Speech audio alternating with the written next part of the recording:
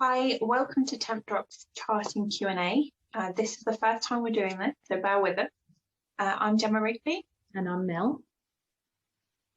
I've been working for Tempdrop for just over 4 months, mostly in the marketing department, and also on social media as well. But I've actually been using Tempdrop for just over a year now and absolutely love it. So I love working for Tempdrop, and it's great that I love the product too. Yeah, cool. And I'm Mel, I'm in Australia. I've been with Tempdrop as a team member for 3 years now and been using Tempdrop for 3.5 years for my charting. I've been charting for 4 years, but yeah, love Tempdrop. I received one of the very first ones and find it just amazing to be able to chart with every day.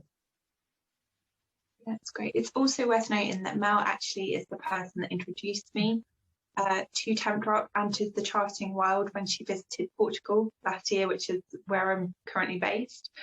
Yeah, so very appreciative of that, because Mel's got just so much knowledge to offer, and that's how she's going to help us today. So last week we asked the Instagram community what questions they had about charting.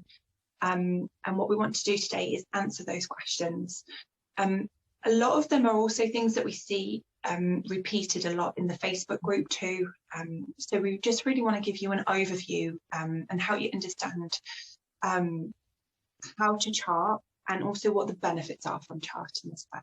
Yeah, so just the basics. Yeah. So I just wanted to start with a slide. I'll share my screen just to help everybody to see what a typical menstrual cycle might look like, and what you can see in your temperature pattern. So a typical kind of menstrual cycle when you're charting, what you might see on a chart. Look, if your cycle doesn't look like this, don't be surprised and don't worry, that doesn't mean anything. This is just an example. Everybody's different, lots of variations in cycles. So, but just to give you an idea, to understand the different stages of this cycle, different things we can see on the chart. We've got our temperatures there in black. Down in the left corner, we have menstruation in pink. So this is a 26-day cycle. You see the numbers across the bottom, the cycle days. And then cervical mucus, which is another important thing to be able to chart if you can. We've got the least fertile type cervical mucus down in the bottom, and then rising to the most fertile type. They change throughout the menstrual cycle, a transition. Now, the menstrual cycle is broken up into 2 phases, predominantly 2 phases. We first got the follicular phase, which runs from the beginning of your cycle through to ovulation. And then the luteal phase, which runs from ovulation through to the end of cycle. The follicular phase varies in length. It can be longer, it can be shorter. It can change in any one cycle. Even if you have very regular cycles, you might suddenly have a cycle that's longer or shorter. Well, it's the follicular phase that changes from cycle day 1 to ovulation. The luteal phase generally stays about the same. It might vary by a day or 2, but most women find their luteal phase stays around about the same amount of days. It varies from about 10 to 16 days, and it will stay pretty much the same cycle to cycle. So if you can understand these phases of your cycle, it'll help you understand where you're at as you're charting, as you're putting your temperatures on the chart, and then when to expect your next period. The temperatures during the follicular phase stay in a general lower range, as you can see on our chart there. They do vary, they might go up and down a little bit, but they stay within that general lower range. Then once you ovulate, you will see a jump, a temperature jump or a temperature shift, as it's commonly called. And then the temperatures should remain in a higher range throughout the rest of the cycle, dropping away at the end to the next period. Or in the case if you get pregnant, those temperatures will stay elevated past 18 days and beyond throughout your pregnancy. So when you're looking at a chart, when you put your temperatures on a chart, this is what you're looking for. You're looking for this overall pattern. Don't focus on every day, because every day can be just that little bit different. you're looking for the pattern as it emerges over the course of your cycle. The two primary hormones throughout your menstrual cycle are estrogen and progesterone. You can see on our chart now, this blue line represents estrogen. It's the hormone that rises during the follicular phase, or the first half of the chart, and it'll rise up and form a peak. Just before ovulation, it peaks. Once you ovulate, it drops away. Estrogen drops down. It's still there. You still produce some throughout the rest of the cycle, but it drops away, as you can see represented there on the chart. Progesterone, shown by this red line, stays very low during the first half of the cycle. And once you ovulate, that's when you produce progesterone. That's when progesterone rises. And as you can see, it'll peak up through the luteal phase and then drop away. And when you look at these overlaid on the chart, you can see how your temperatures kind of follow the pattern of your hormones. So as estrogen rises, your temperatures might decline steadily. And then once progesterone kicks in, your temperatures will jump, rise, stay elevated, and then drop away. So this is the way that you can monitor your hormone health through your temperatures. So that's just a quick overview of a typical menstrual cycle and what you might see when you start putting your cervical mucus and your temperatures on a chart. So I'll just hand back to you, Gemma. Thanks for sharing that. And it's, as Mel said, it's important to note that just a typical chart, and that will vary chart to chart, month to month. Okay, so I think this is time for us to get stuck into the actual questions from our listeners. One of the questions that came in is, can you begin charting when you're still on hormonal birth control? And is there any advantage to doing that? Gemma, would you like to take that one? Yeah, I can take that one. So you can if you want to, but it is important to note that in most cases, you won't see that ovulatory pattern that Mel just shared with the dips and the rises. Yes. Because the synthetic hormones are designed to essentially suppress that ovulation. And so you won't have a true cycle and you won't have a true period. There's an exception there because some IUDs do allow ovulation. Yeah. But on the whole, as a general rule, we say there's not much advantage to doing that. If you're doing it to use Tempdrop, because you want to get used to consistently using it, or perhaps you feel that you want to get through that learning phase while you're still on the hormonal birth control, that's completely fine to do that. Yeah, it won't worry anything. You can use your Tempdrop no matter what cycle phases you're in, your cycle status, it doesn't matter. And some do choose to do that, just start wearing it to get used to it and the idea of charting before they transition away from hormonal birth control. Yeah, thanks, Sam. Okay, so our next question is, what happens to temperature when you're ovulating? Great question. But how do you identify you're ovulating as well using temperature? Yeah, so in the moment when you're actually ovulating, that ovulation window of, just the 24 hours, you won't see anything in your temperatures that'll tell you, oh, look, I'm ovulating today. There's a common myth out there that you get a temp drop when you ovulate, but that's a myth. It doesn't happen that way. Some women do see a steady decline in their temperatures, as we saw on the chart. Estrogen can influence the body temperature to go down, but a single drop doesn't mean anything. That can happen at any time during your chart or during your cycle. So in the moment, on the day, temperatures within themselves will not tell you when you're ovulating. However, they do tell you afterwards, after you've ovulated. They help you to confirm that ovulation has actually happened. And as we saw in the chart, you're looking for that jump in temperatures. So when charting your temperatures on a chart, you're looking for this pattern. You're looking for the pattern to emerge. And then you'll be able to confirm retroactively that you have ovulated. In the moment, cervical mucus is your number one indicator of when you're in the fertile phase and very close to ovulation. But temperatures added to that, the both together, you'll be able to confirm when ovulation happens. Yeah, it's really essential. Yeah, for sure. Do that. Yeah. There was another good question came in, Gemma. If you've got long or delayed cycles, will tracking your cycle using Tempdrop help you know when to expect your next period? Because obviously women who have cycles that are all over the place, you don't want to get caught out. Can, checking your temperatures with Tempdrop help you to understand when your next period is due? Yeah, absolutely. So as Mel explained, the follicular phase can change, but the luteal phase, the time from ovulation to your next period, is generally stable in length. So for example, I know that for me, my luteal phase is around 13 days. Yep. So once I've confirmed ovulation, I can count 13 days from the day of ovulation to know when my next period is.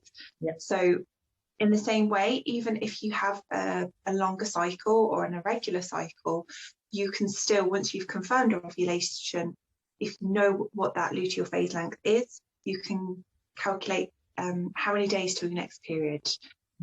And while we say it may not happen every cycle, what you might start to notice is a sudden drop in temperature around the time that you're expecting your period.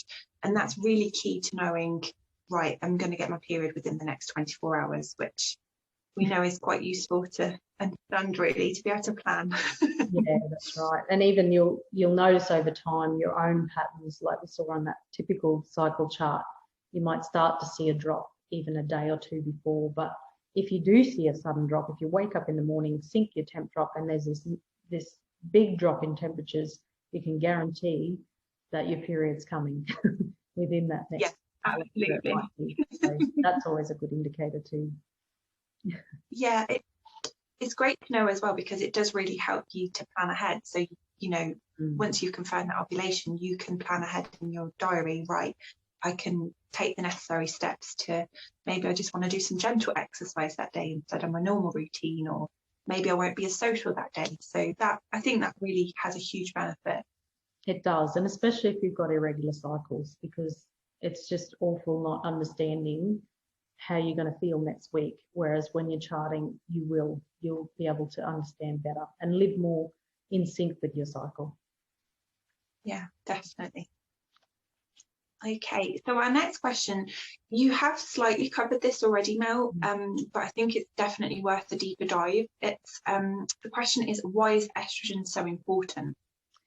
Yeah, so estrogen, as we saw on that chart, is one of our dominant hormones throughout our cycle, but mostly in our follicular phase.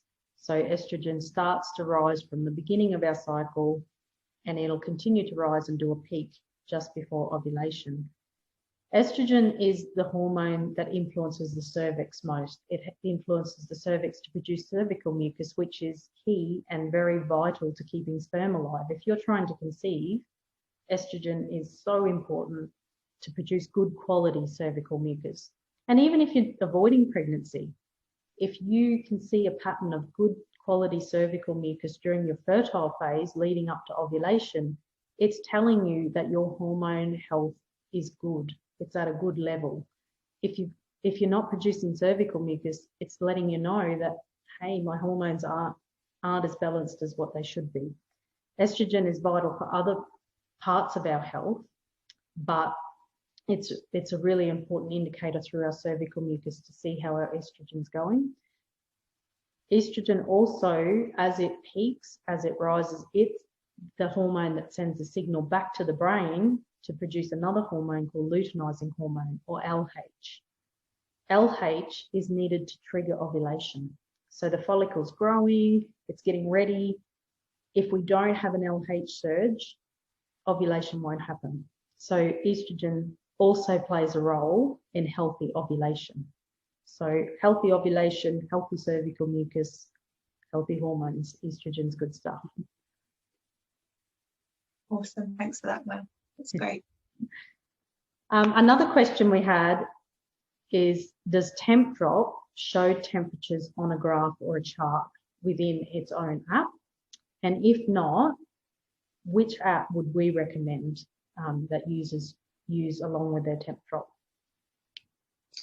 Okay, so yes, in in short, Tempdrop just released in December of 2020, so just a couple of months ago, a charting app inbuilt. So that means you can record your fertility symptoms, things like cervical mucus, record your LH testing, and you can also see your temperatures on a chart. So it is a complete solution in that sense. If, however, you are already using another charting app that you really enjoy using, there's no problems with you continuing to use that and using the Tempdrop temperatures to sync.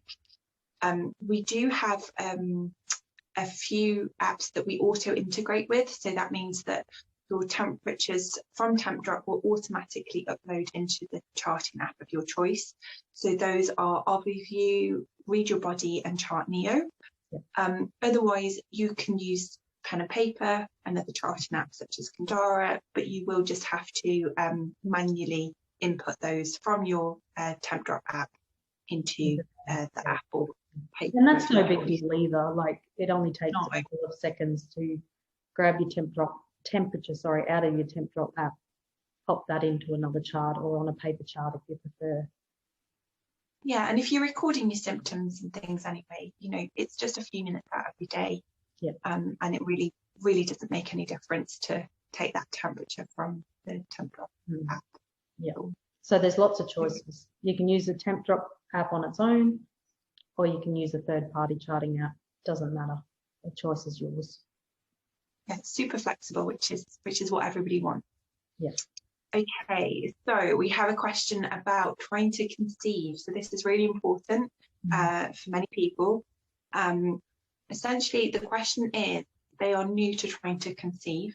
Okay. And they want to understand what they're looking for in their chart to understand when they should be timing what they've termed baby dancing. So when should they be timing intercourse? Yeah, love that term. Good question, and probably the most important when you're trying to conceive. So when it comes to understanding when your fertile window opens or when you're getting close to ovulation, and that's the time that you want to use as many days as you can, cervical mucus is number one. Watching your cervical mucus every day, you'll be able to get used to seeing how it changes and becomes more fertile type. So as you approach ovulation, cervical mucus tends to become heavier with water content. So that's when it can change to be stretchy, clear, egg white consistency, any of those qualities. When you see that, those are the days to take advantage of. And then if you want to add LH, luteinizing hormone testing in there, the little strips or perhaps a digital version of those, if you get a positive test, then definitely take advantage of that window, that day, the next day, because generally ovulation happens within the 36 hours after receiving a positive test. They're not always 100% accurate in that will just tell you when your luteinizing hormone has risen. That doesn't necessarily mean you will ovulate for sure, but it's a good indication.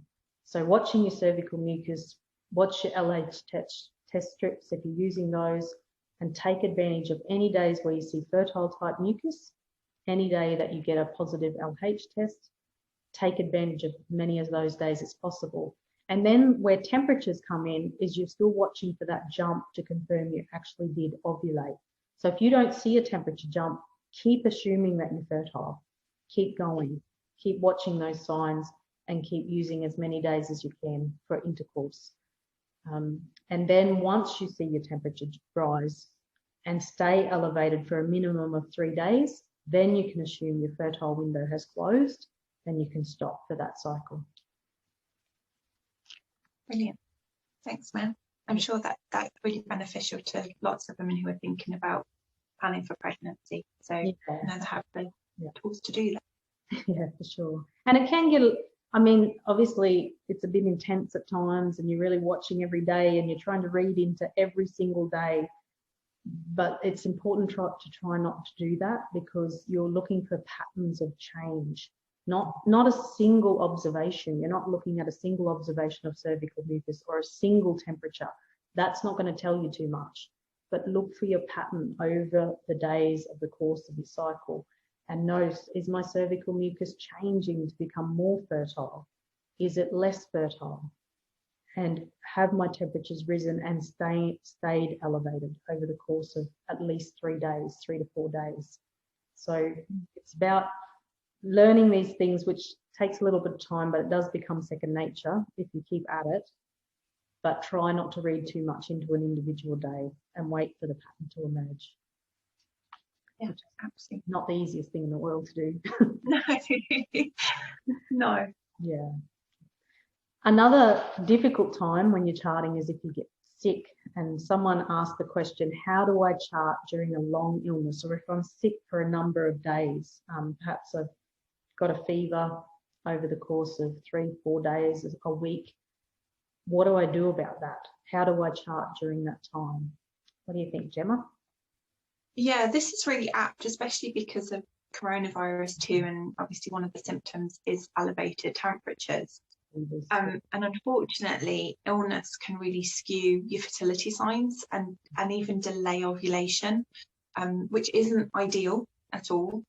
So anything that you do observe, just kind of take it very lightly, take it with a grain of salt, because it's going to be difficult to get anything really useful from that time period. As we say, like, your temperatures could be elevated, so that can definitely confuse things. And as a best practice, we also recommend that you don't wear your Tempdrop during that time if you know that you've got a fever. It will just stop the confusion on your charting. And just do the best that you can with your other symptoms, like your cervical mucus. Again, it can be very skewed. But honestly, if you're ill, you probably won't be up to doing very much.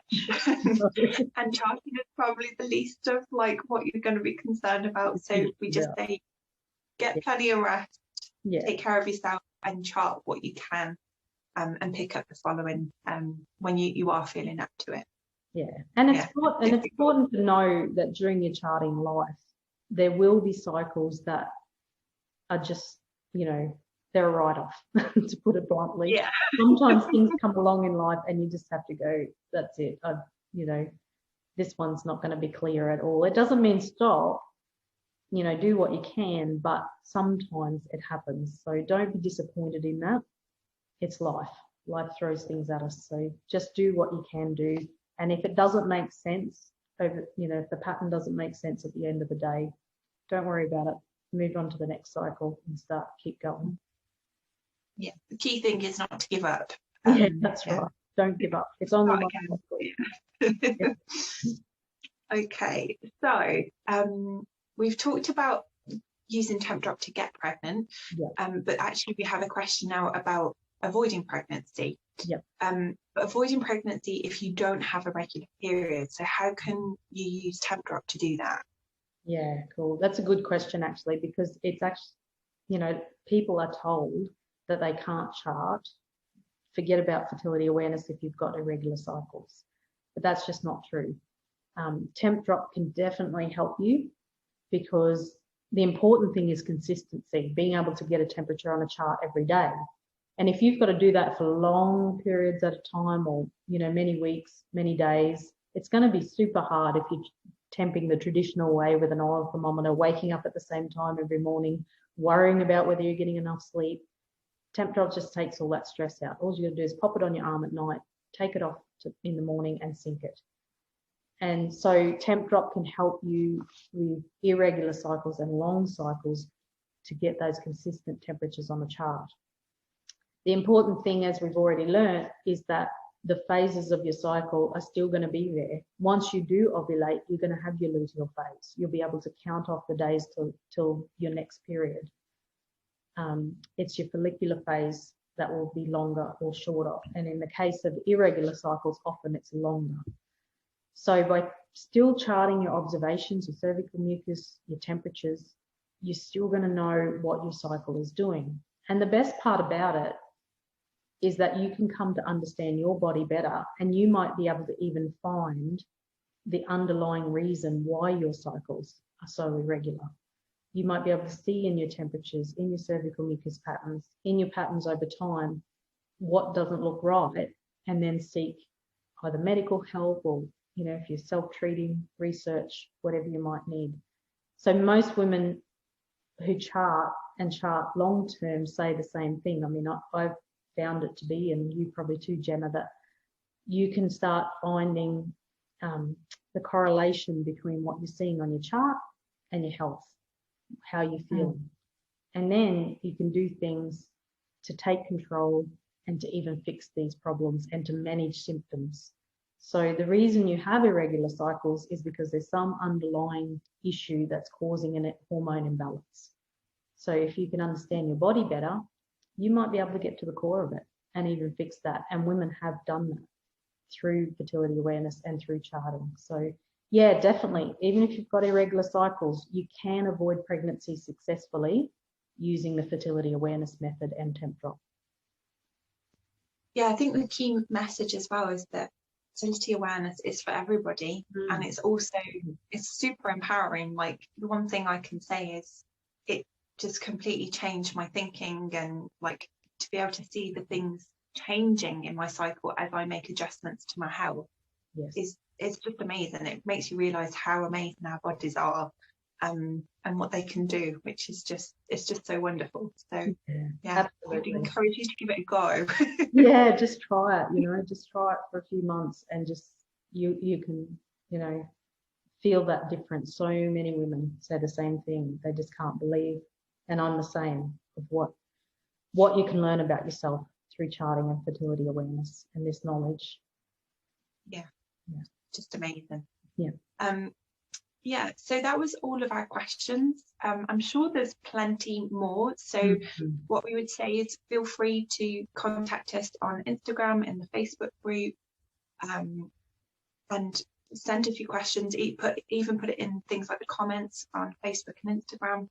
Yeah. And we'll be more than happy to either do another video follow-up or answer them in some other way through posts and things.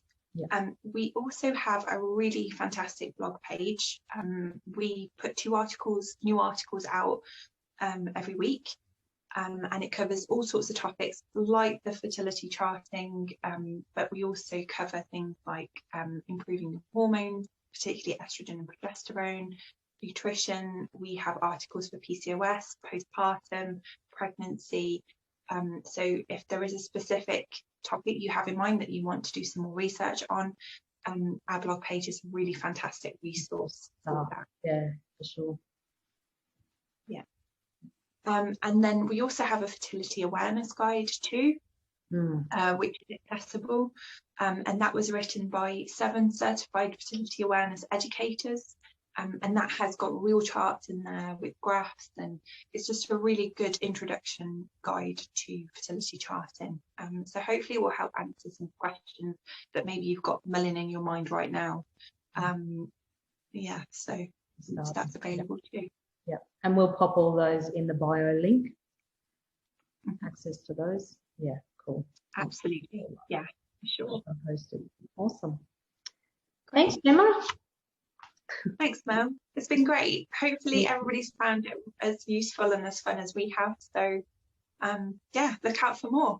Yeah, for sure. See you next time.